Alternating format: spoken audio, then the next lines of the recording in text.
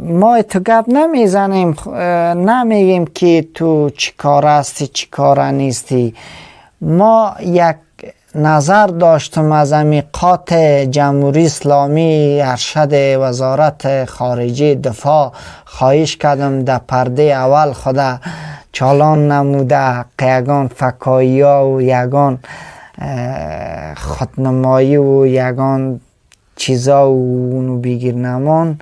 گپ 2 4 و 5 باز اعصاب آدم خراب می سازد. در کنفرانس روی جرگه قسم می کنیم امریکا در چی ساخته شده. امریکا خودش سایکو خندیدنی تو زیب است، رقصیدنی تو سلامت